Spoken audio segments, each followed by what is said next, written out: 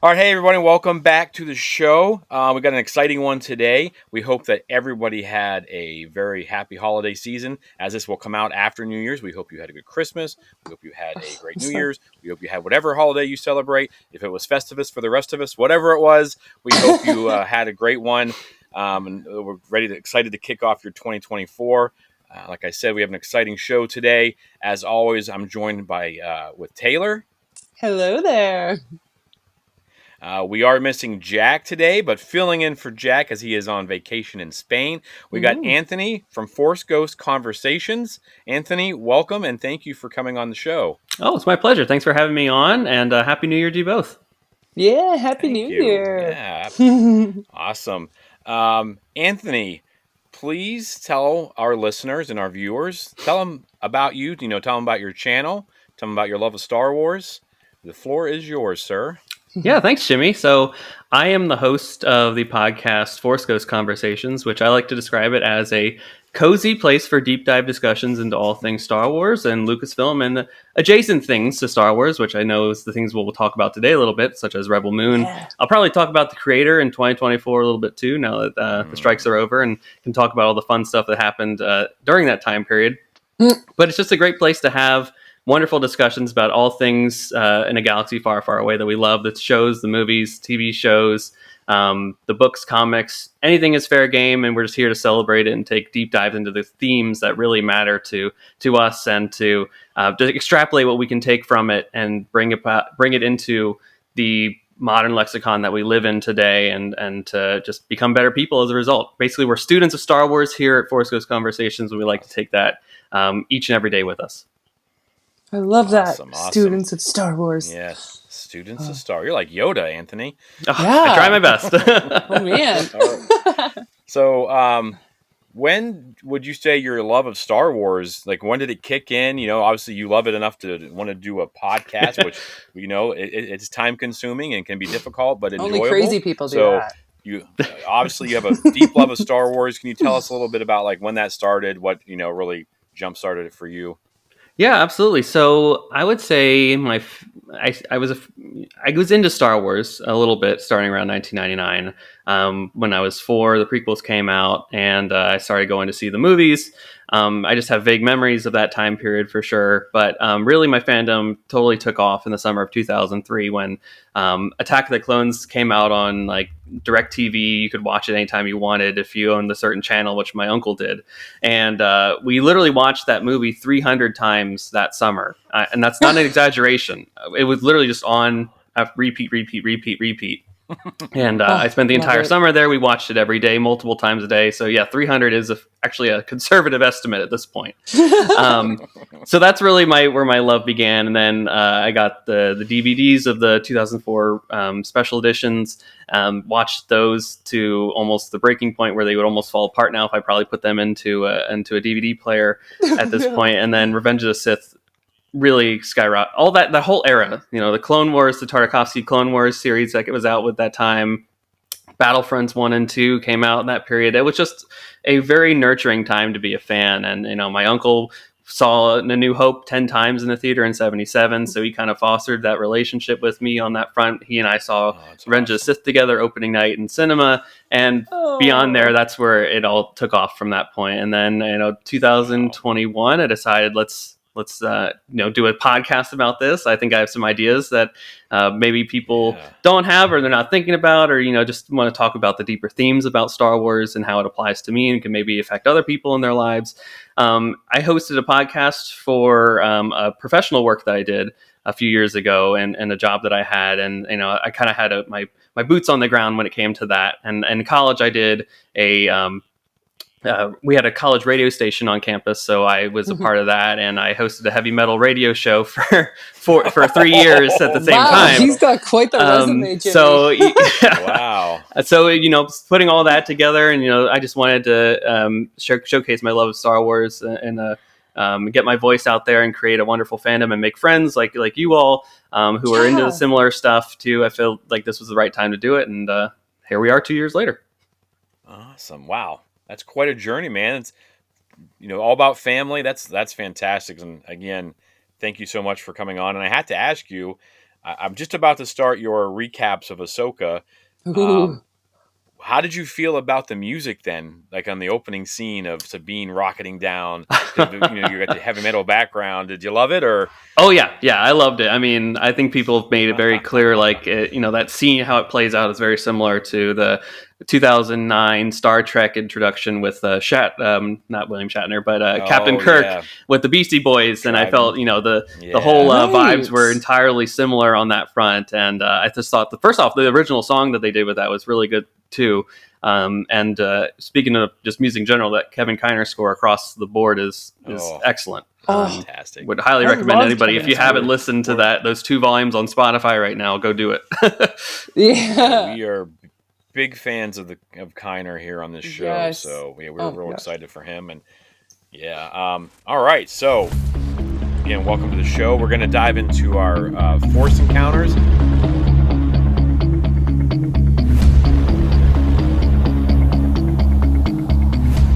Taylor, I think you have a pretty good one, don't you? Do you want to start us off? Yes. So actually, I kind of have a couple, but I'll just limit it down to one.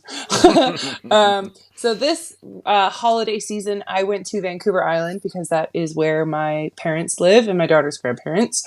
So they live right on Lake Cowichan, and I was there in the summer too. So, but anyways, we have to take a ferry, and it's a 2.5 hour ferry to the island, and it's like a 4 to 7 level ferry, so it's quite big. Wow, and that's huge. and you have your cars underneath, and it was a total windstorm, and it was super choppy, and there was just like crazy rain.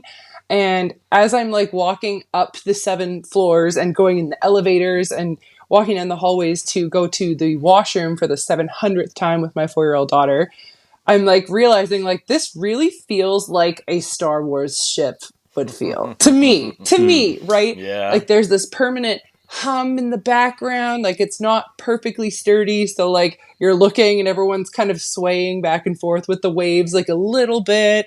And, like there's like relaxing areas and there's like food and I don't know. And there's like people traveling with their families. And it really just reminded me of like a Star Wars ship flying through the galaxy and how it would feel. So on the spots where I couldn't see out the window, I was like pretending I was on like a Star Wars ship or something. And I was enjoying that. That was me escaping from my crazy holiday for like 5 seconds. But yeah, that was fun. That's a good one. Yeah. What about awesome. you? I can't imagine that ferry ride. Like we rode a ferry from New York to, out to see the Statue of Liberty, and I got seasick because so it was like 10 minutes. So yikes. Well, if you stop like on the really choppy parts where you could like feel, and like my car is like rolling a little bit back and forth, like everyone's e-brakes are on obviously, and like the ones that look iffy have like blocks under them like that. But like my daughter kept getting car sick because she's like looking down at her like book or whatever, and then she's like, I feel sick, and I'm like, you have to look out the window. And it's just like, but it's just the water. So wow. Yeah, you'd probably get really seasick. It's not usually choppy. So all right. When we come visit, I hope it's not choppy. So yeah. Don't worry, we won't even go on it. Anthony, how about you? Have any Force encounters over the holidays? So interestingly enough, I didn't have a whole lot in terms of Star Wars interactions over the last week here. I went to Raleigh, North Carolina to hang out with my wife's side of the family. So we usually spend the Christmas holidays with them. And, because of Rebel Moon, which we watched three times over the course of the week. How? I'm sorry. That took up a whole lot of the time. Plus, I read the novelization in that time frame too. Oh, wow. I've taken a deep dive into the Moon. You're all in. Awesome. So I will say I did go to Disney Springs, kind of like the downtown Disney area of the Orlando area, last night with my wife, and we did the Christmas tree kind of hunt that they have there, which they have like maybe 10 to 12 trees kind of aligned out through the area that are themed in different ways. And one of them, the last one we found, that was actually Star Wars themed. So that had a bunch of like stormtrooper helmets on it, and green kind of symbolized Yoda a little bit there. So that was kind of the main thing. The last thing that I'll note too is that I did get the new book, Jedi. I'm blanking on the name here, but it's the new kind of kids book by Charles Soule and his daughter, Brave in Every Way, I believe it's called. Jedi Brave in Every Wave. Wow. It's kind of like a more children's focused book based in the High Republic era that I got for my almost 1.5-year-old niece. So I was reading that to her a little bit over the course of the holiday break, and she seemed to really enjoy the Wookiee characters a lot that are in that. So that was a lot of fun. Is that the Young Jedi Adventures book? Or has like the 3 Young Jedis on the front? Maybe it's not in the high. No, there is some Young Jedi in it, but it's not from like the Young Jedi Adventures. Yeah. Oh, okay. I got the Young Jedi Adventures, and it's like something about being brave and whatever. So I thought it might be the same one, but I haven't read it yet, so I don't know. Very good. Oh, wow. Well, that's great. That's awesome too, because like you sit there and you talked about your uncle, and now you're passing it on. It's a real family tradition. So that's awesome, man. Keep up the great work. For me, yesterday was a super Star Wars day. And I have other things I want to talk about for Christmas, but I think we're doing an episode on that next week or something like that about all the things we've gotten and stuff. But I got to be a co-host on end of the 2023 review of every single Star Wars Funko Pop that came out. I expected it to be kind of long. But it was 3.5 hours, and it was fun. The only reason I was worried about the time is I had another meeting I had to go to at 1:00. We started at 9, got done at 12:30 here. But I was really thankful that Star Wars, Poptography, and Jedi Lex invited me over, and we've made some new friends, I think, in the Star Wars universe. And that's one of the things I love the most about having started this podcast, and we talked about a little bit, was like everyone we're getting to meet, like Anthony. We would never know each other, but here we are talking Star Wars, and I've absolutely loved that aspect of it. Like I said, it was 3.5 hours. It was a lot of fun, and I think we've made some new friends. And, I know that they'll be reaching out to us, and we're going to be bringing them on our show and different things like that. But there's a live feed on it. I believe it's on our channel, on our YouTube channel. It wouldn't really work as a podcast because you can't see what we're talking about. But, that was my Star Wars and Force encounter for the week. So very cool. And now that's so fun. Yeah, it was a fun. I was like, oof, 3.5 hours, really diving into the Funkos and different things like that. And they're massive collectors, and they do Funko Pop stuff. Every weekend they do a show. They have these massive collections. Usually I have more Funkos than anyone I know, and they make me look silly. So, but it was a lot of fun. They're a super generous host, and I'm looking forward to hopefully going back on there again. But yeah, it sounds like we all had a great holidays, lots of Force encounters. I know we're going to probably talk about it later, Taylor, on another show, but we'll get into some of that stuff. But let's see if there's any news coming out of Batuu today.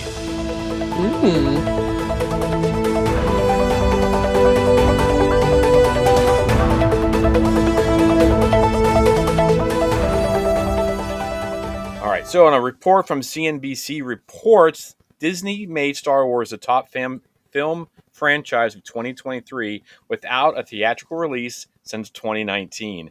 I saw this headline and I was like, wait, what? Some key points: despite not releasing a theatrical film since 2019, Star Wars has been named the top film franchise of 2023 by Fandom, which is an app and a website. Star Wars' #1 ranking suggests that Disney's revitalization of the brand is working, despite some people's opinions. Disney's success with Star Wars can also offer a blueprint to other film franchises that are in a process of restarting or evolving, namely Marvel, Warner Brothers, Discovery's Harry Potter, and DC Studios. I was kind of blown away by this. I've used Fandom, because that's like Wikipedia and things like that, but it also has Marvel. It has, I'm just going to read off the list here, and it basically goes by clicks to their website.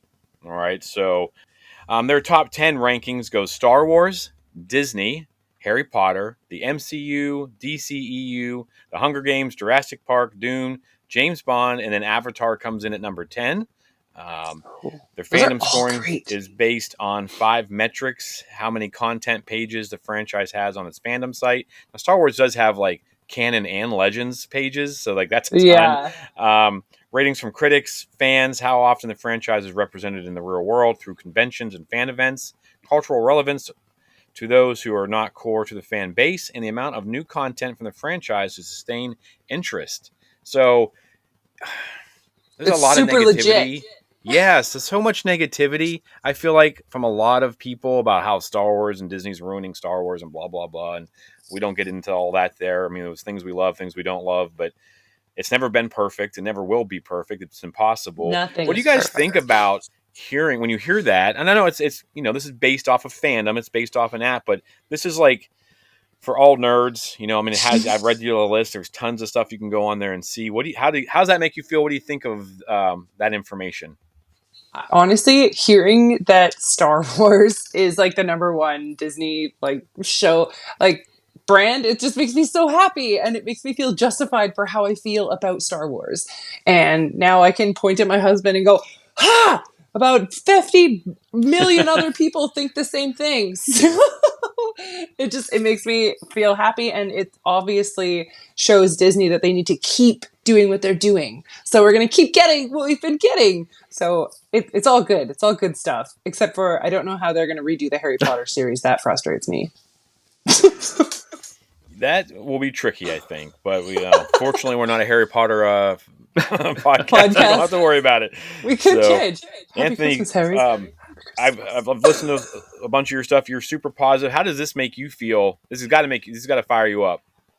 Well, yeah, I think first and foremost, the negativity here is a vocal minority, a very vocal minority. I think social media sites give them a platform to amplify their voices to make it seem like there's more of them. But in Rise of Skywalker, there's more of us than there are of them. So it makes me feel good that there are a lot of people out there enjoying the stories being told. I like that it gives credence to the variety of different storytellers that are behind the processes at Star Wars, both people behind the camera, people that are the actors and the actresses that they have putting the performances together and all that stuff. Like again, like what Taro said, keep doing what they're doing. Like keep to the blueprint. Things are working for them, and I'm very excited to see what this 2024 slate holds and beyond. I think it's a lot of avenues for ripe storytelling in the Star Wars galaxy, henceforth and beyond. So, I think it should just continue to be a gold standard benchmark for other franchises to aspire to. Yeah, I was super excited to see that. I agree with everything. So, that you just said, like it's awesome. The future looks bright. 2024 is going to be another great year. So, Taylor, you got anything for us? Yes. So actually yesterday I posted this awesome video on our Facebook page. So if you guys didn't see it, it is the YouTube channel Hello There, also on socials known as Hello There Animation, has just released the last 15 minutes of the Revenge of the Sith, but in Clone Wars animation. Go check this out. The link will be on the show notes below. So we'll add it to the bottom of our link here, but I also posted it a couple days ago, and it is freaking awesome. It's so cool. I think a couple of people might have had issues watching it though, so I'll have to get back to you guys. I think Danielle messaged me and was like, I need to watch it. I can't see it. But yeah, I thought it was super awesome. Did you guys did you watch it, Anthony? So I haven't watched the full clip yet. I've seen some like snippets on both TikTok and on Twitter. And so far it's been a great experience. I think, there's a lot of people that you see online that are like, oh, I wonder if they ever did like a Revenge of the Sith in Clone Wars style animation. And now they actually get to see some of that here. Yeah. And it'll be cool. Maybe someone will do like a longer version of it that kind of juxtaposes with the animation that was done for that last Siege of Mandalore arc. To make it full one smooth motion of that type of animation style. So I think the sky's the limit again. It's just a great way for fandom to express themselves and to showcase that the Clone Wars is awesome and people have really resonated with it over the last 15 years. Yes. Oh yeah. I found it this morning. I didn't even see it on our socials. And I was like, wow, this is amazing. I watched it. Here's a little clip, kind of like a what if scenario about Ahsoka and things like that. So it was really kind of cool. And yeah, I didn't even think about that, Anthony. If they could, there's so many people out there that are so talented. If they could like slice those up and piece it all together with the Siege of Mandalore, and that whenever she can kind of feel it, and Maul's talking about, can you feel it, and that would be awesome. That would be. I got goosebumps all over again now. So that's exciting. But yeah, Yeah, if you right. haven't Like seen it that. yet, we'll Sorry. have the links for that article, and we'll have the link for that YouTube video. Go check them out. Give that guy, subscribe and follow. It's a lot of Hmm. talented people. I'm not even sure who Hello There Animations are. I know we've reached out to them to start chatting with them a little bit because I was blown away and immediately just reached out to them. So we'll try to Yeah. find out a little bit more about them. So very Right. cool. Like yeah. Like, wasn't that guy who deep faked Luke Skywalker's face better? He was hired by Lucasfilm after they saw it on YouTube, right? Hmm. So it's like everyone's like, "Oh, it's possible. Let's get our stuff out on the internet." So I'm excited to hear see what is going to come out in the next few years because fan stuff is awesome sometimes. All right, so not a ton of news coming out of Bat 2 this week, but we do have, the whole main reason we're here is not Star Wars related technically. So we are going to dive into the Netflix original Zack Snyder movie. Would you call it a movie? Not movie because it's got multiple parts coming out. I mean, it's a Perform, franchise, right? yeah, Franchise, Yeah, I would universe. say. Yeah, universe, universe. his own universe. I do know there's plans for like comic books and different things like that if it's successful, and we'll talk Actually, about some of that stuff. But yeah, so we're going to dive into Rebel Moon Part One: A Child of Fire. This is, I think, this is straight off IMDb, but 2023 American space opera film directed by Zack Snyder from a screenplay he co-wrote with Kurt Johnston and Shay Hatton, based on a story Snyder conceived. And we think that it was his Star Wars pitch to Lucasfilm, right? I mean, I don't know if we ever had it confirmed that actually happened, but yeah. this was his Mhm. story he wanted to. But it's set in a fictional galaxy ruled by the Mother World, whose military, the Imperium, threatens a farming colony on the moon of Velt. Cora, a former Imperium soldier, ventures on a quest to recruit warriors from across the galaxy to make a stand against the Imperium before they return to Velt. So we got ourselves a Seven Samurai in space again. Yeah. When a colony on the edge of the galaxy finds itself threatened by the armies of the tyrannical regent Balisarius, they dispatch a young woman with a mysterious past to seek out warriors from neighboring planets to help them take a stand. We got tons of actors in this. You've seen a lot of them. Yeah. Sophia Botella is the main star. Has been in. She was the Mummy in the Mummy with Tom Cruise, I believe. She was Mm. also in the Kingsman. She had like sword feet. So Oh yeah. this is the first time I've seen her as the main star of something. I thought she did all right. Ed Skrein, Charlie Hunnam, uh, Ray Fisher, Michelle Huzman, Jimon Jimon. Huzan. Yeah, sorry. Thank you. Team up with a motley crew of outcasts on a quest of bravery or stupidity the Force only knows.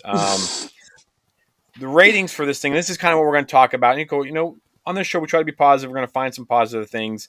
The Yeah. IMDb score is not awesome. It's 5.7 out of 10. Rotten Tomatoes is a 24% going down. But I do think there are some positives that come out of this. I know, kind of like Yeah. what Anthony said, there are those people out there who want everything to be terrible, apparently. So Hmm. I think some of those voices have been echoing through some of these ratings. But Yeah. Well, only a few days ago, it was Rotten Tomatoes was 25%. So now it's yeah. going down to 24. No, I All don't know right, Tim. I how think you have it's. some other ratings for us. Yeah, Google ratings. We have 2.8 out of 5 is the average, but 76% of Google users liked the film. So more people liked it than didn't, which is good, right? It was quite interesting. It was released on December 15th, 2023. Perfect for holidays, and you can find this on Netflix. So it's not, you would automatically assume it goes to Disney, but it's not. Netflix picked it up. And the film budget for this was 166 million. I apparently can't read today. Um, but I mean, it looked pretty good. Like, it looked good, Well, right? it looked phenomenal. Yeah. I mean, one positive thing was, I mean, it looked like they spent some money on it. It wasn't something they just thrown together. So, Yes. but yeah, so we just, we read off the ratings. And like I said, we're not going to let that stuff really sway us. Like, we're going to give you guys our honest opinions, but Hmm. Yeah, on Netflix. Is that budget of 166 million? Do we know that that's for both parts? Because there is a part one and a Yep. part two. Oh So yeah, that it's was for for both of them. Okay, both of because them. they obviously Well, filmed it all at the same time, right? Yep, both of them and the extent. So technically, it's 4 movies for the price of 160 million. wow. Oh, Okay. okay. Because there are Zack Snyder cuts coming. The famous Mhm. Snyder cut for this will be airing a couple weeks before part two releases, I believe. I think that's the Really? rumor. Well, that's the rumors. It's hard to. Yeah. I sometimes it's just, what's fact and what's people making up. But supposedly there's a Snyder cut coming of the first part before the second one's released, and then they're going to have a Snyder cut of all of it together or the second part. Which I'm not sure why you need a Snyder cut when it's on a streaming service and there are no rules about And he's the the rating. director and writer. But We yeah, can talk about that a bit later. Yeah. yeah, for sure. So, but Yeah, all right, Taylor, you exactly. want to take us through some of the questions we can talk about a little bit? Yeah, so I really wanted to dig into this film because like we talked about earlier, we're very sure that Zach pitched this to Disney as a Star Wars Mhm. film.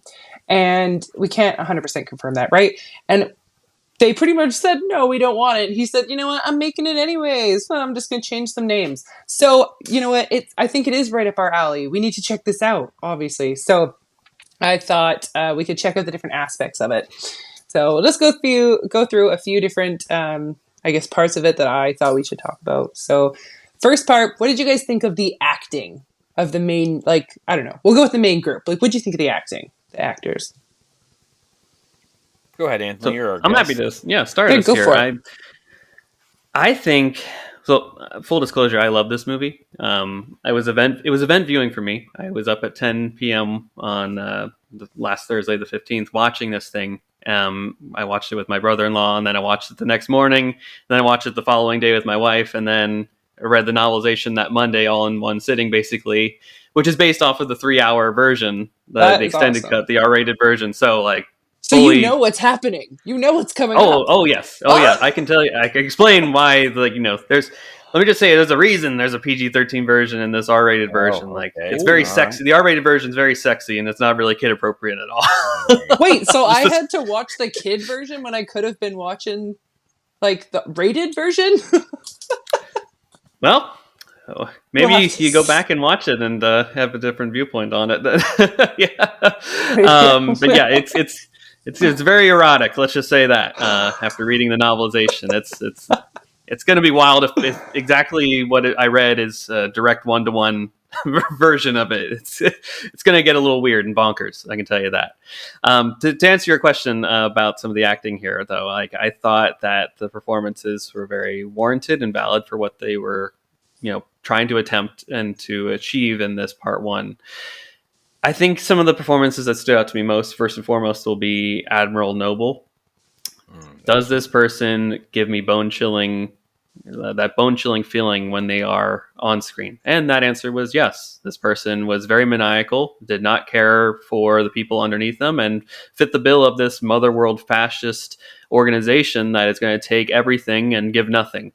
Yes. So that was great. I think next after that is Gunner, kind of the number 2 of the group in a way, played by both Darios from Game of Thrones are in this film, which is kind of funny.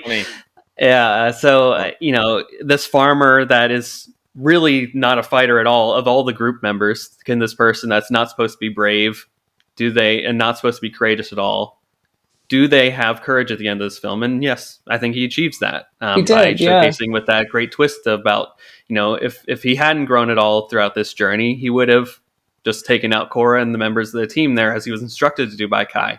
And that leads me to my next point here, which is Kai. I think he actually, Charlie Hunnam was probably the most powerful performance of this in some regards, because I didn't see that twist coming in my first viewing. And now that you watch it in subsequent viewings that I have, you're like, oh yeah, I should have seen that better. The writing was on the wall there from the start when he's like, I'm an opportunist. I was like, oh, you need me. Why are you doing this for bags of grain? Yeah. Dude, that dude was playing chess while everyone else was playing checkers. I can tell you that. It's true. It's good. And Charlie Hunnam, he had that that wonderful Scottish Irish accent going through there, and just one of those true Han Solo-esque characters where you never know where they're going to land. And unlike Han, where he comes in at the end of the day to save the group, this guy did the exact opposite and said, "All right, turning you in." So that was great. I think Cora was really good too. We're definitely going to get a lot more of her in the part 2. For sure, and especially in the part 1, there's a lot more with her about her backstory and all that stuff. So those are some of the main ones. I really liked Ray Fisher as Darian Bloodaxe. I think he was another standout character for me here too, and really his performance showcased the stakes of this universe and film overall. The fact that I believe that he's dead at this point. Yeah. Haven't seen the body, but I have a good feeling that he took a couple shots to the chest there, and probably fell from a great length up in the sky to who knows what underneath there. Yes. His kind of just the passion that he brought to the character and showcasing those lines that he had where he was kind of saying like, why are we not fighting for these people? Why are we hiding behind our values and our vision? Like, that was really powerful to me as like, well, why do we fight? Why does rebellion fight? Why do they stand behind walls and be cowardice when they should be out in the front? And to kind of be a martyr for that reason overall is just something that I found to be very powerful throughout the course of it. So overall, I think great stuff. I'm excited to see again in the 3-hour version a bit more what they have to play with there. And of course, this is a part 1, so I have to see what the full story showcases before really giving full marks to anybody. But those are some of the standouts thus far. Awesome. Very good. Taylor, about you? I honestly, Sophia's acting, so Cora, the main girl, her acting was so good. Like, and honestly, I didn't love this movie like Anthony did, but I loved her acting. Like, you looked at her and you just believed that she felt this. Like, she's living this experience and her emotions and when she's telling stories. And I love her little bit of that accent, a little bit, and like her passion. I really, really enjoyed her acting. And like, I swear she's doing a ton of the stunts and stuff herself. Like, she obviously she's capable of it, that's for sure. Because she's so awesome. Like, I don't know, just how she can move around and maneuver, and there's so many slow motion shots of her doing stuff. So it's like, that's a Zack Snyder for sure. So much slow motion. And a lot of those slow motions were like amazing to watch, right? I really, really liked her acting. Charlie Hunnam's accent was actually just really annoying to me. And I think that is his accent in real life, right? Well, he's British. Okay, because I have seen him in so many different things, and he has a different accent in absolutely everything. And when he's talking at the beginning of this film, I'm just like, what is going out of that guy's mouth right now? And then slowly it gets better, or maybe I just get used to it. So I wasn't really a fan of that. But the farmer was good too. I've never seen him in anything else. I've never watched Game of Thrones. You guys obviously have seen him in Game of Thrones. For like one season. Yeah. I don't know. I just thought he looked like Cassian Andor. Like a mega Cassian Andor look-alike and like accent alike. I don't know. I was just like, ah! But yeah, I did like the acting. But there was that one actor, I don't know what his name is. He looked like Matthew McConaughey, and he was just like shirtless the whole time. Shirtless Matthew McConaughey with brown hair. I don't know how much. Probably the Michelle Huisman. Yeah, I wasn't 100% sold on that character. The prince or the king of the. I can't think of his title. Yeah, he's like the king, but he's like paying off like his debts for being for crimes against the other world. Prince, and he's just like, I can ride her. It's like, why haven't you in the months you've been here already? I don't know. Well, because of his honor, though, I think that's part of the reason. But I kind of echo what you guys say. Sophia, Boutella, leading lady, action star. I think she's got a bright future of not just being, like the extra or the villains. I think too, seeing her in her hood and stuff like that. Yeah.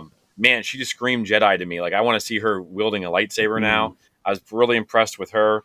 Ed Skrein, he's a great actor. Charlie Hunnam, I love loved Sons of Anarchy. So it is really, really hard for me sometimes to see him as anything other than Jax Teller. But I Exactly. thought he did all right. I was kind of bummed that his character goes the way it does. The accent, I will say, it surprised me a little bit.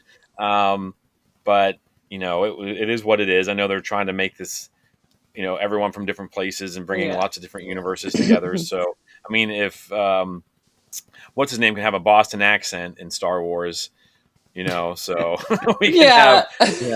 we're gonna have an Irish accent or Scottish accent from Ray Fisher. Hopefully, we'll see more of him in the extended cut.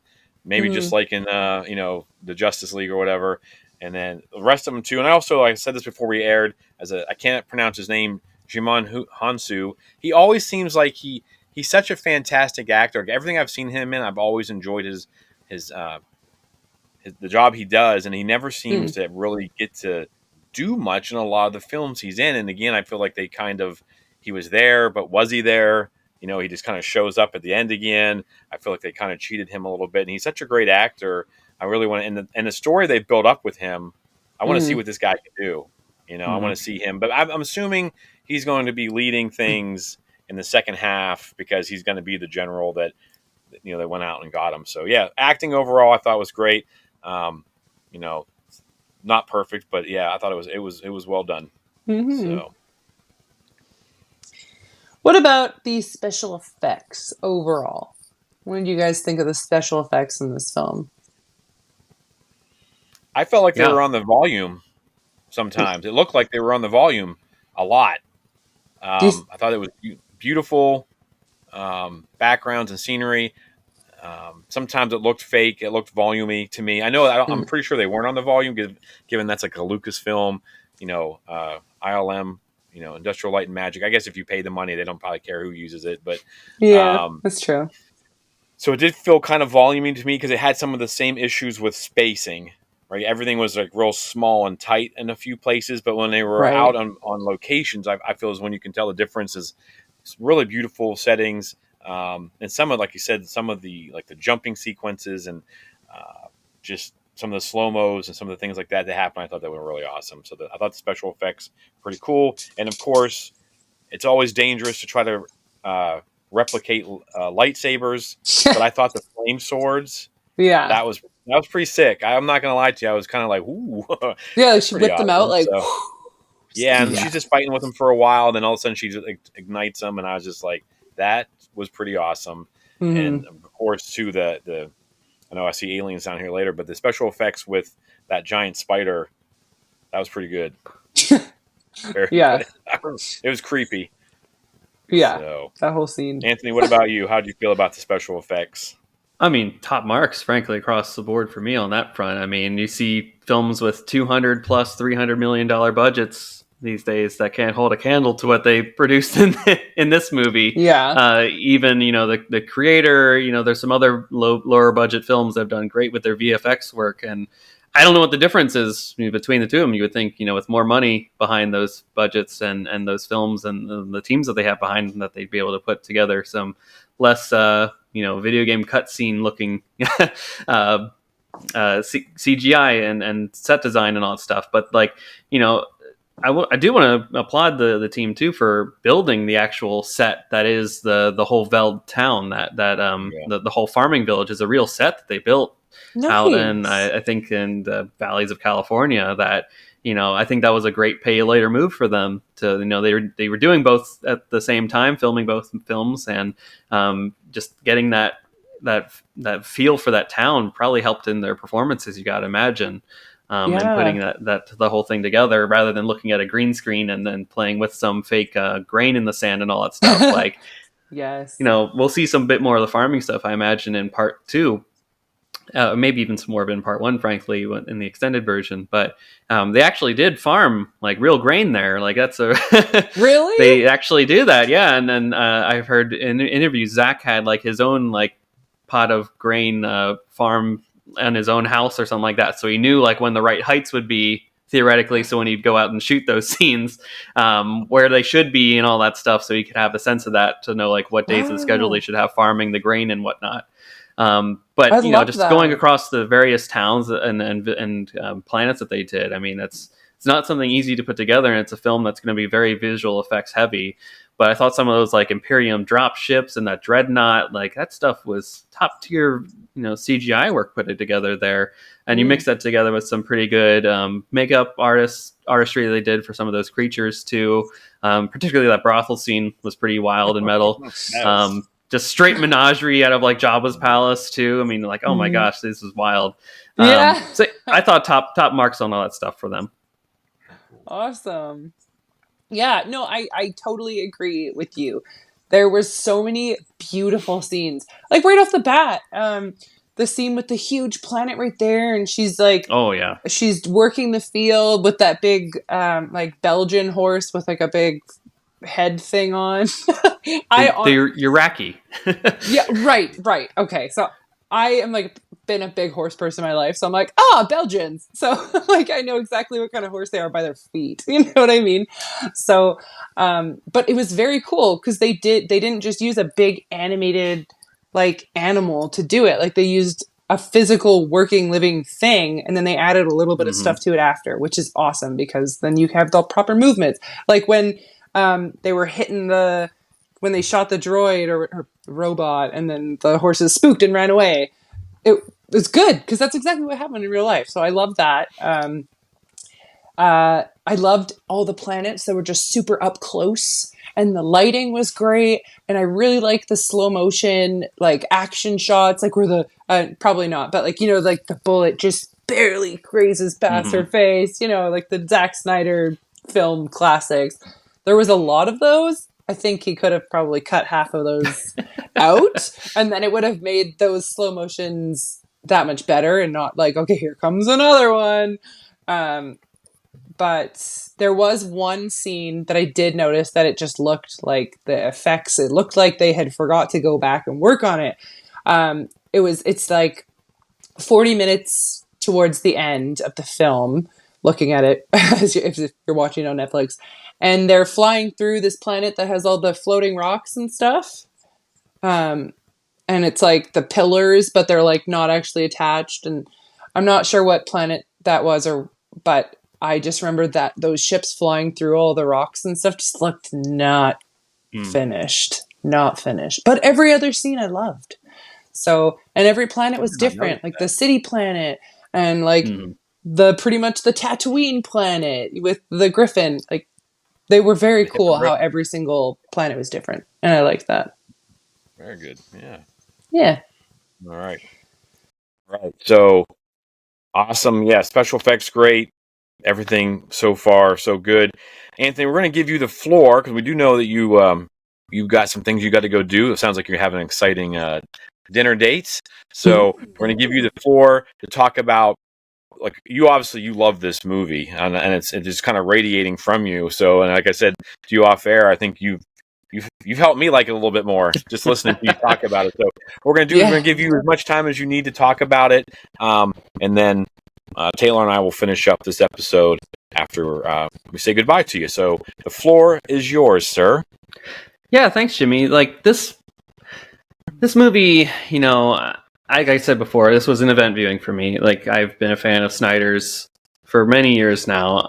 I I admittedly love the slow motion. I was like, hey, give me more. I'll take more of it. Whereas I know this may not be the cup of tea for everybody.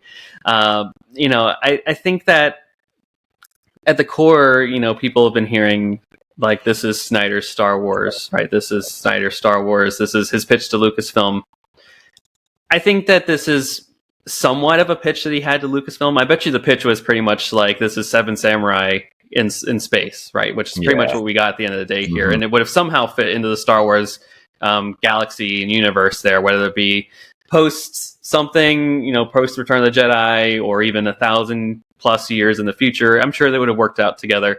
But at the time that he pitched this, which was supposedly right after the Disney sale, right? They'd already announced episode 7, 8, and 9. They were full scale on doing that stuff and the kind of the spin-offs in the vein of like they take place kind of near the original trilogy in that type of time frame. So, not necessarily they didn't say no, perhaps because they're like, we don't like the idea whatsoever. but they were probably just like, it's just not in our cards right now to do something like this. And frankly, from what I've heard in interviews, this is something that he's had in his head since the 80s as a concept overall. When he was in college, he basically was told to put together like a pitch idea, like quickly just write down a pitch idea, and everyone in the class had to put forth something, and he basically just said Seven Samurai in space, and the teacher was like, hey, that's actually a good idea. Yeah. So I think that to call it just like, is it a Star Wars copy, is it a Star Wars ripoff, I'm not sure if that's necessarily fair, because in watching it a few times, there's obviously homages to Star Wars. The opening crawl being said by Jimmy is something there, but and the Mother World being kind of a villainous group in the vein of the Empire.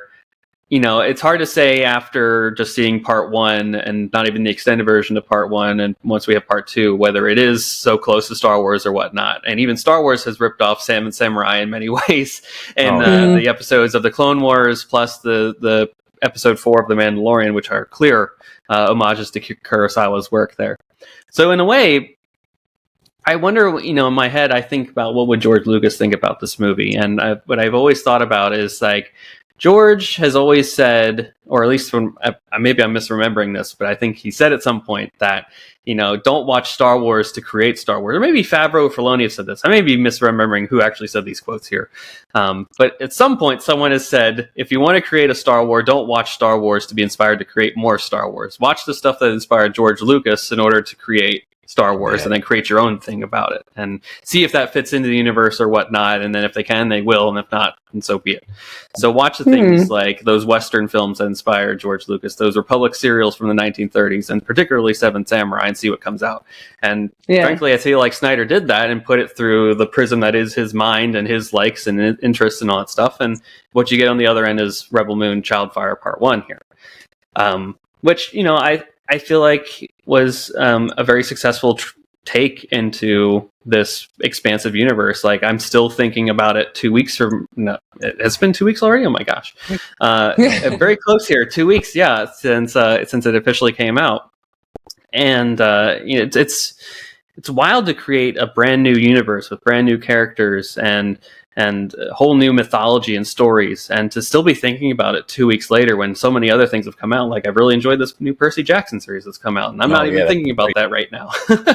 I'm still thinking about Rebel Moon and what these characters mean to me, and it's just so wild how the concept of the Seven Samurai, this Magnificent Seven, this band of heroes, or not even heroes per se, especially in this galaxy, this people with like troubled pasts and guilt that want to come together for a grand cause, to unite, to believe in something grand. And the concept that Korra says about like why she's fighting is just the ultimate thesis of Rebel Moon to me, which is kindness is a virtue worth dying for, which is so powerful to me in the end of the day. Like, why would these group of people come together to, fight to the death, probably against unmatched villainous group such as the Mother World that has a dreadnought that is a planet killer?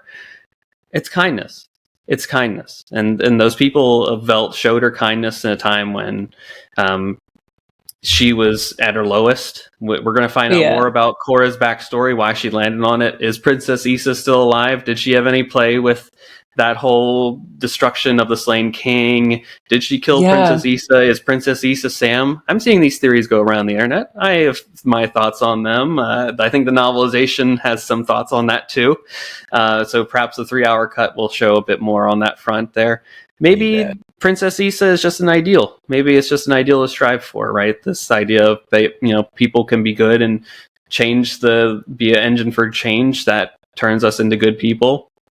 All that stuff is out there, but at the end of the day, kindness is something we can take into our everyday lives and to fight for it. If we see people being, even as simple as, people being mean to other people and standing up for them and just saying, hey, please don't do that. Helping the people that probably aren't in a position to not be able to help themselves. I think that at the end of the day, Star Wars at its core is a movie for 12-year-olds on the precipice of going out into society, and the 12-year-old in all of us, it's a coming of age story for everybody, right? We're all still learning to be better people and to take these themes that are playing out in this grand space opera and to say, all right, Luke Skywalker threw his lightsaber down in the face of great evil and said, I'm not going to fight you. I'm going to choose pacifism and to believe in you and to believe that there's good in you and that you will do that. And be a good person at the end of the day, right? That's something I can do too. I can stand up to my bullies and say, "No, you're better than this," and choose pacifism at the end of the day.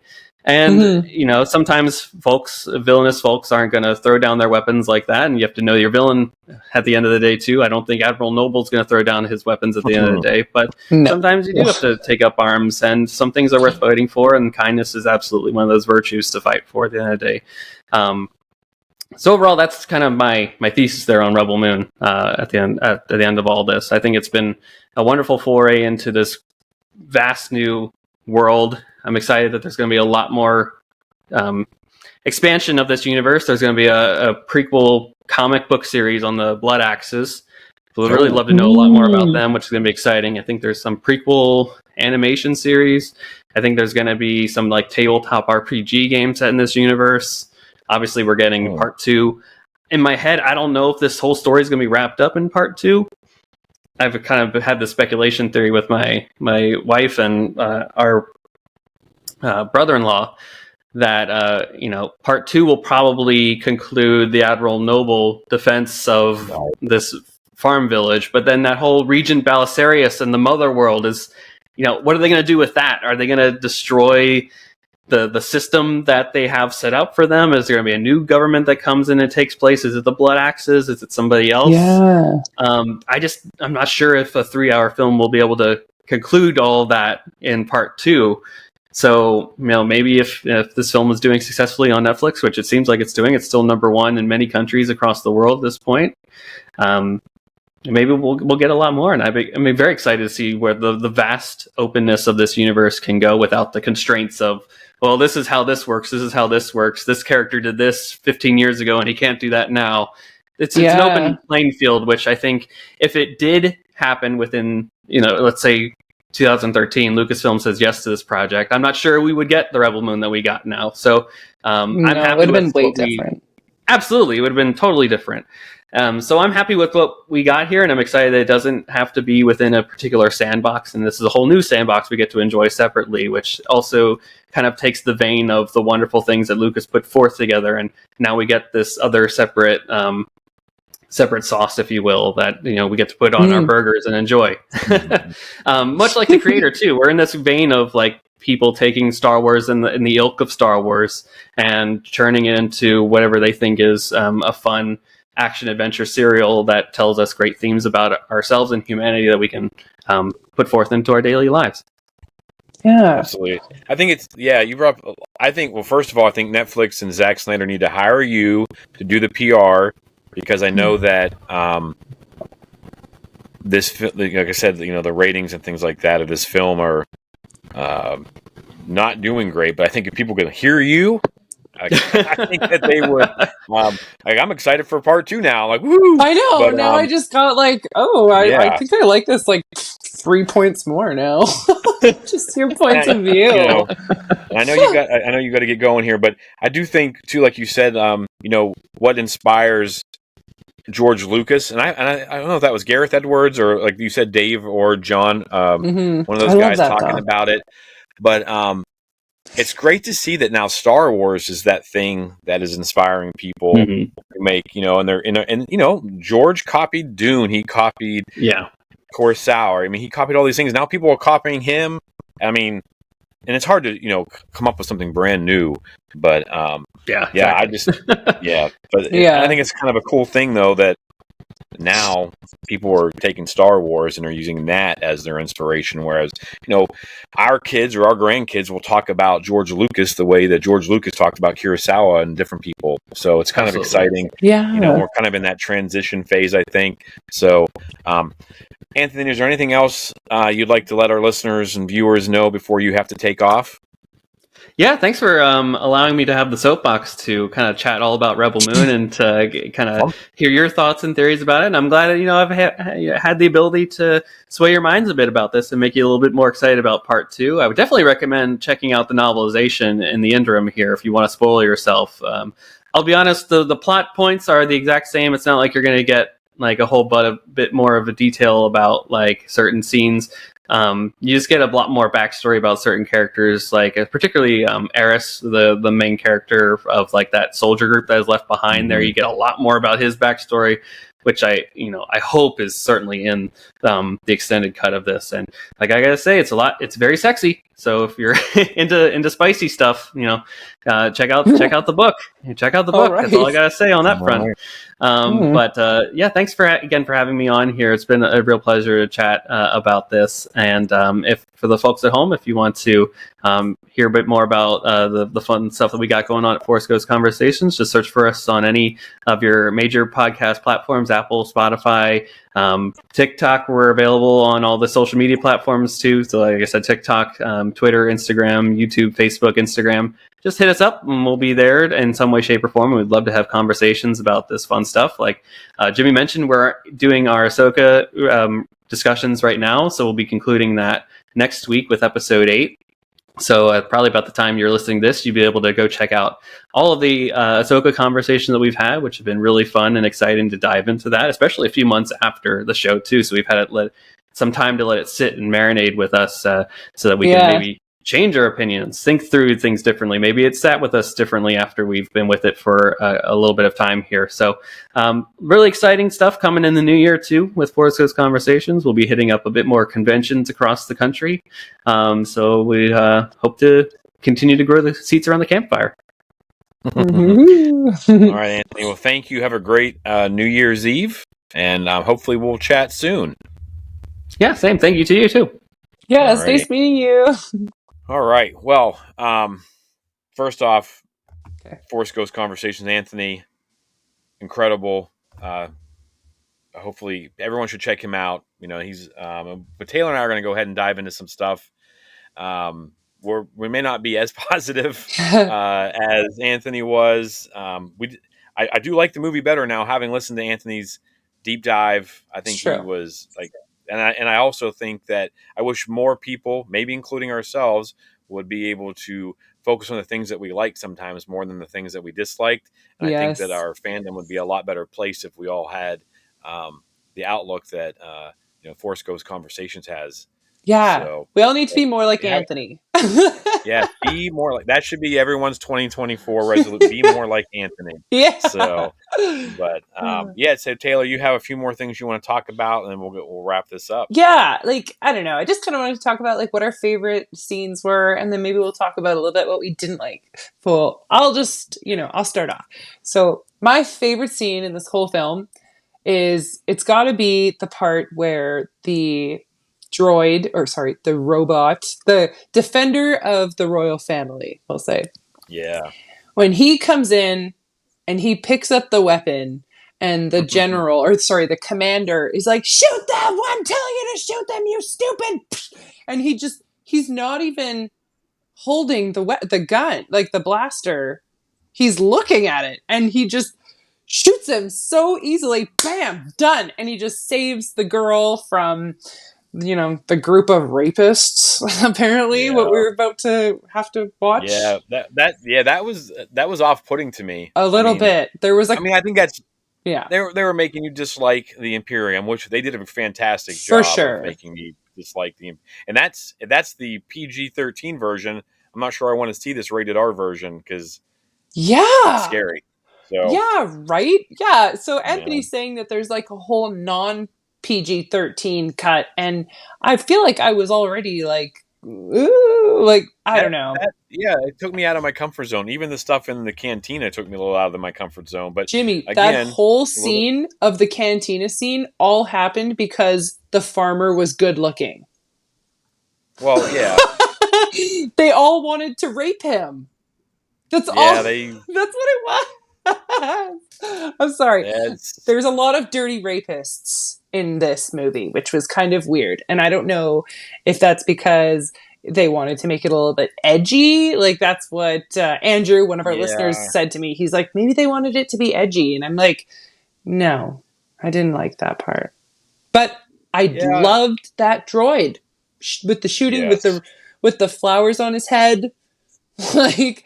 But Yeah. honestly, I do. yeah. But that scene where they're sitting down by the water under the bridge, and Mm, he's telling the girl the story about Sam. the royal family, and let's just point out that this droid robot has never seen the princess. He even says it. He says, when I was out fighting the wars, I heard of her birth and I felt warmth for the galaxy because she was going to bring this whole new era. But he never met her. So if that girl, the water girl, is Sam. actually the princess, that would be like crazy. Because he's like, you Yeah. remind me of her. You know what I mean? So, but I really liked that scene.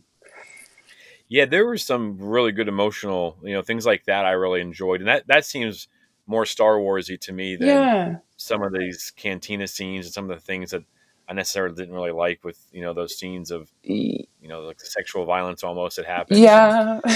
I don't know. I mean, I know I'm getting old too, and it's not, but I really did like those scenes were the things that really kind of spoke to me, and listening to Anthony talk about the way he saw the movie too, and hmm those are the part of the things that he really liked as well. I don't want to speak for him, but just No. hearing his positivity, um, those scenes, and those robots or droids, I have in my notes. They have to be the answer to how they beat the Imperium, because if they can do that without even aiming, and there's hundreds or thousands of them, and they all find some reason to rally around a character, if it's Sam, if Yeah. it's the princess, whatever it is, I think that they're going to be a huge key component to defeating the Imperium, Yeah. or at least this portion of them moving forward. So yeah, that was a good scene. I Mm. enjoyed the getting to meet Nemesis, right? The lady with the sword. So like our kind of Yeah. our like our Jedi sword fighter kind of thing. I liked her style, her little hat turned sideways, Yeah, and her she makeup's has her cool. pain. She goes in there, because she's lost her children. She wasn't going to let this. I don't know. Again, we don't. We're not invested in this as we are Star Wars. We don't know a lot of the names of these creatures, and Yeah. if they continue to build this the way I've heard and if Anthony has spoken about, then maybe we will be able to say, well, that's this kind of creature, or that's this kind of creature. But as of right now, it's a spider lady. I thought she Um, looked like Sigourney Weaver. yeah, it was the girl from the Hunger Games. It was the girl from Hunger Games. I can't think of not. It was the one of the previous winners Yes. in the. I Yeah, I totally can't know think of her name exactly. off the top of my head, but I thought she did a pretty good job. And then also like there was things there too, like like is that the spider's talking? No one wants to hear what she has to say because she's hideous and she's scary. But she's like, you guys have destroyed my culture. Like you've destroyed my family. My What makes your children will family better never than be born. yeah? Like what makes your Yeah. family better than my family? And that kind of spoke to me a little bit. Again, like I said, like not a huge fan of this so far. Now I do want to give it its fair due. I want to see Yeah. this 3 hour cut. I want to see the second part. But like I thought moments like that and the moments like you were talking about, like there were some these bits of humanity, and sometimes I think maybe Yeah. they were lost because like you see this spider, you don't want to hear what it's saying because it's scary and you want it to die. It has like But it's saying like 10 eyes. like yeah, like you've killed my culture, you've killing my children. Now she's obviously handling it in a way that I'm gonna kill isn't every child now yeah, until every single everyone's mother is child. weeping. So, but I thought that was a pretty cool scene. Yeah. The headbutt, Probably one of the my favorites. spider headbutt. Oh yeah, she like drills her. Yeah, I'm like, Oh. you would be dead. Yeah, that'd be like, So yeah, concave head.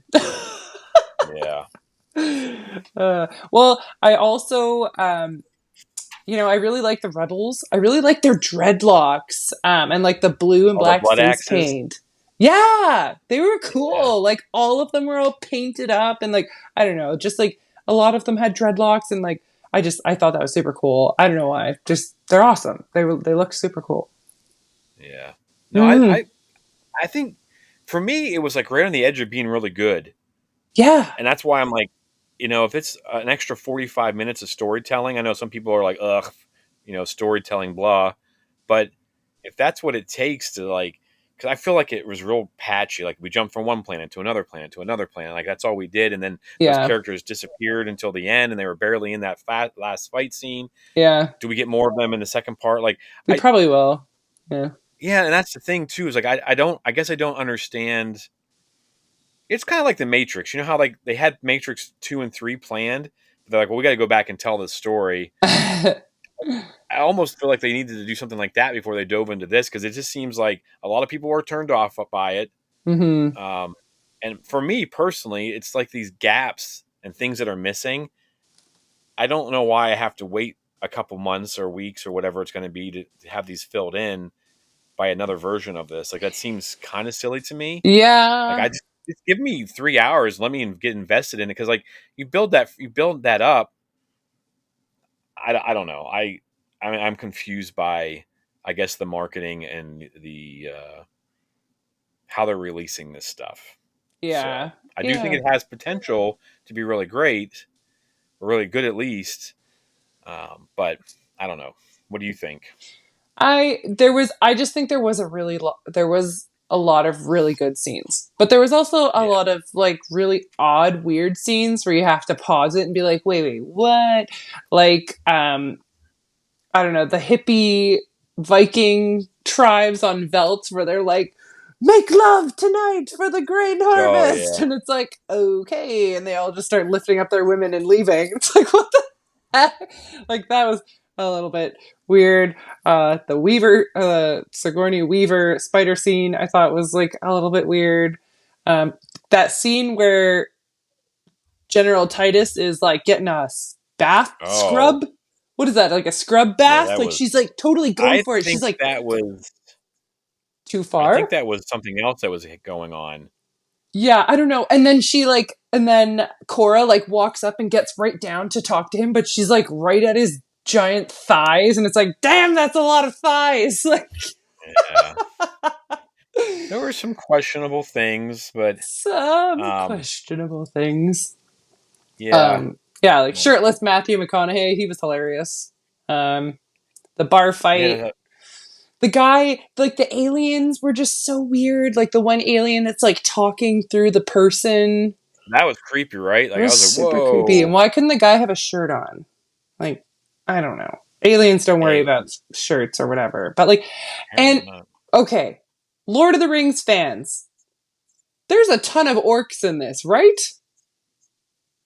Like, I'm seeing a ton of Lord of the Rings villains being reused, it looks like. I feel like I saw a ton of orcs. Like, just like, oh, we've got these in the back shop. Oh yeah, like the bounty hunters and stuff like that. Yeah, they just look like I thought that guy who walks into the cantina, the guy who's like assaulting Gunner he and wasn't starts that whole assaulting him. fight, He was he he like was complimenting him.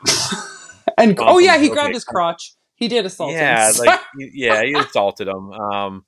You can compliment someone without grabbing their crotch, I think, but Yeah. but maybe so. How would you let someone grab your crotch? I'm sorry. If someone comes like that, Yeah. you got to move your body a little bit, right? You don't just stand So, there. but Especially a I think guy like who when you're looks saying like like orcs and stuff, it kind of yeah. I mean, that guy's a kind of a pacifist. I think Anthony talked about his. He's probably the one character that grew the most over that because he's like he won't even defend himself, and then by yeah. the end of it, he's saving people. So I mean, there is some, and I think sometimes too, like we get kind of caught up in like most of my notes are negative. I'm not gonna lie to you.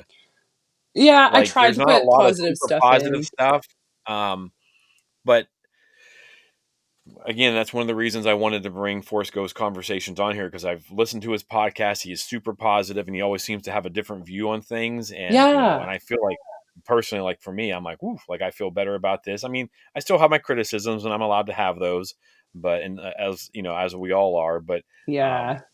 it makes me want to focus on the positive a little bit more. So, and I thought there were some good things there. A lot of yeah, I saw Lord of the Rings, I saw Harry Potter, I saw I saw Justice Avatar, League. Yeah. yeah, Justice League type stuff. So I mean, there was a ton of things that he pulled in from, and people were giving him a hard time about that, Zack Snyder.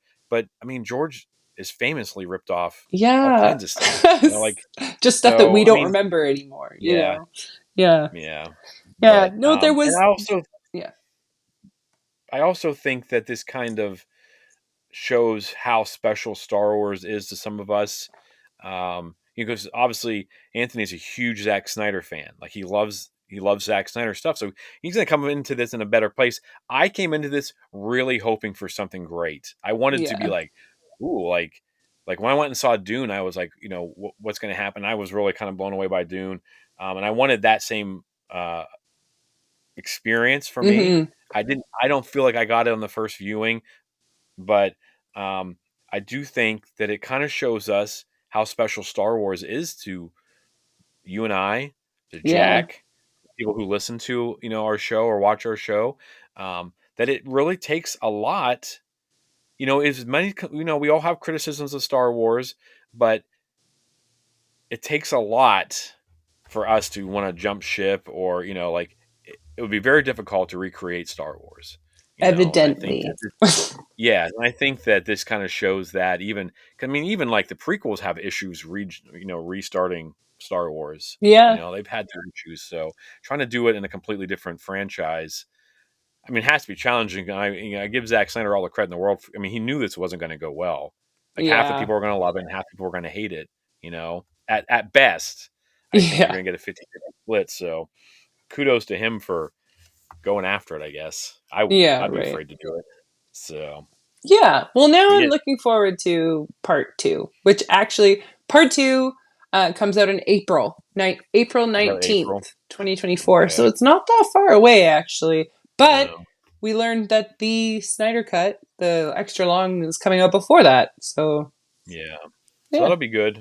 Again, we'll get Anthony back on here to talk about stuff. Is there anything else that you want to talk about with it, or Um, um, I'm just thinking of the very end where the robot is running with deer antlers on his head. that was very like Lord of the Flies kind of. I just don't even know.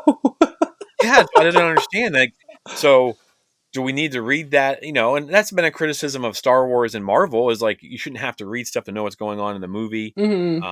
And I wonder, and I'll probably message Anthony and ask him like, what was that about? Like, what was this? Is this like a connection of like the robot becoming part of nature? I honestly was kind of baffled. Now I didn't get that far the second time I watched it. I watched it the first time. We were in New York on vacation, and we had a long day, so I watched it on my phone. So I was kind of like, that's the tail end of it. It's like 1 o'clock in the morning for me, and I'm like, what is happening right What? now? I know. I But look at my maybe, husband and I was like, what is that? I was like, why is he running with the antlers on his head? yeah, maybe we've missed something. Yeah. He evolved from the Hopefully, flowers on his head, which were okay because I like flowers. But you yeah. know what? If you look at that droid, sorry, I keep saying droid. If you look at that robot, he's really cool. And you can tell that he's like, his Oh, face is all in different pieces. Like he's been replaced. And like, yeah. you just get a good feeling from that droid. And like when Sam touches his face and all of his He little lights eyes up. light up, and it's like, is that him smiling? It's like, oh, and then, yeah, that droid was like the part that I liked the most. And Cora's Yeah. cleavage was pretty good too. But Of course, cleavage. you She's know, fit. She was a fit lady. Like yes, I want to see her. damn. I want to see her be a Jedi. Like I want to see her in a Star Wars movie. Yeah, like her Like she'd arms be are like, awesome. whew. Yeah, she's ripped. Yeah. And honestly, when the movie started and it says contains like partial nudity, it's like, whoo. And then all we get is a guy's butt and like weird tentacles sucking out of him. I don't even know what was going on there either. Yeah, But it was. maybe we just need some more history to Me. understand the octopus leeches. Yes, I think we. Yes, I think that, and I think that they're creating this, and he's going out. I mean, there's not. You sit there and you think about Star Wars: A New Hope. There's some weird stuff, but there's nothing that's like Yeah, like the challenging mosquito to like. and Yeah, so like there's nothing like that goes on. And as maybe that George playing it safe and Zach's not. He's I don't have to play it safe. I'm already established. Like, what would George have done? Mhm.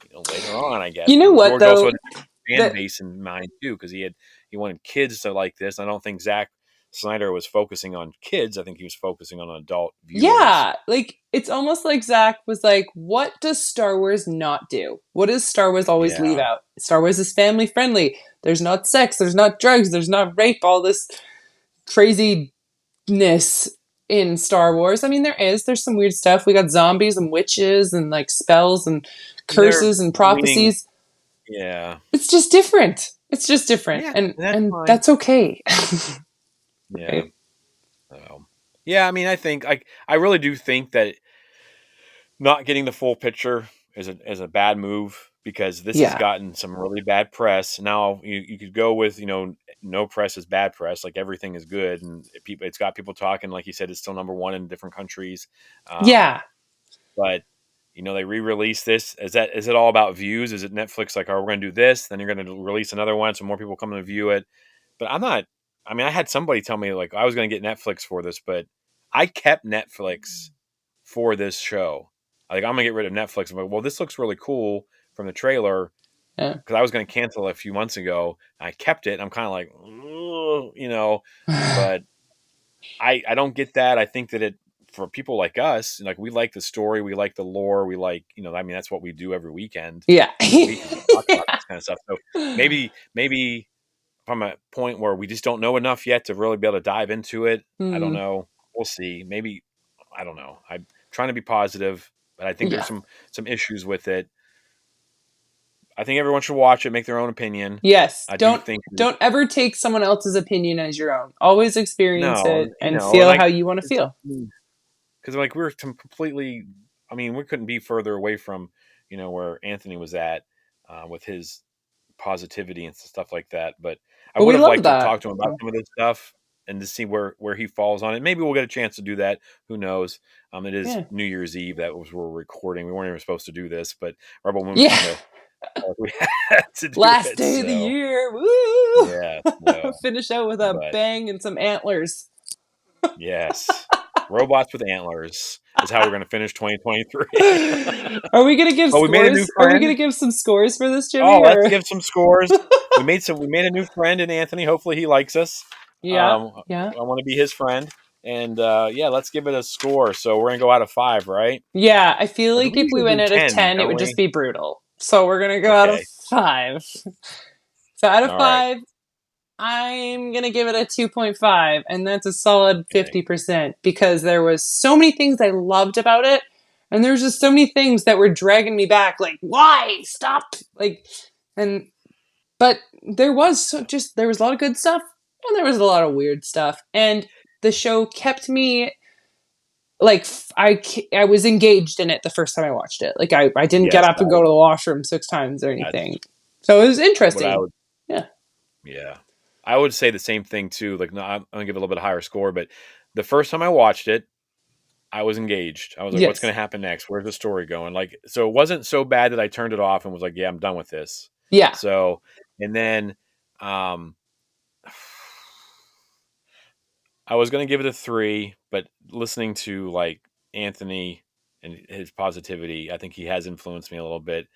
I'll go like 3.25, 3.5. I mean, it's still not a great score if you think about it, and I will love to revisit this once we get the rest of it, because I think that's going to make a big difference. I think, and again, I can't stress enough how much I think it was a huge mistake the way they've released this, unless they have a plan that we don't know about. And maybe that's just it. Yeah. Maybe more releases means more releases, more viewers. More viewers. I mean, it is about money. It's always not about money. Our pleasure. So I mean, they got what they wanted out of it. And for 166 million, you're getting like 4 movies. So I mean, people who really love it are going to watch it multiple times, and people who don't are going to watch it once or twice, and people like us are going to watch it a couple times because one of our side hustles is reviewing stuff like this. So probably going to get what they want, I guess. But I think we've kind of talked about it to the point where I think everyone should just go out and see it, watch it, let us know what you think. Yeah, we're still just up in the air about it. Yeah, I'm kind of still just kind of floating around. I really need to wait till April and kind of conclude. But the first part of what we got, I'm not blown away by it. It was very So, confusing. yeah, Mhm. I would, yeah. So, well, all right. Well, I just want to say for everybody, I hope, again, this will come out January 2nd, but I want to wish everyone a happy new year. Happy New Taylor, Year. Jack over in Spain, all of our listeners and our followers, and thank you guys for an awesome 2023. Yeah. Check us out everywhere at Explore the Force, all the Mhm. social medias, um, YouTube, Spotify. I think we're on Google Play, and of course we're on TikTok, Instagram, X, Threads. I heard some new one called Blue Stream. I really don't want to do another social media, but Oh, if we jeez. have to, I know it's like no more. But you want to take us out, Taylor? Well, this has been quite an interesting one, and this has been a really great year for us. This is our first year. Thank you guys for listening to us and following us and commenting. And we always want to hear from you. That's why we created this podcast, was so that we could make more friends and chat with more people about Star Warsy stuff. Absolutely. Yeah. So thank you guys again for joining us on the Gaze Electric in 2023. And I guess we'll wrap it up. This is from me for Light and Life. Yes, and for all of us, and for 2023, we have spoken. Woo! See you next year. See you next year.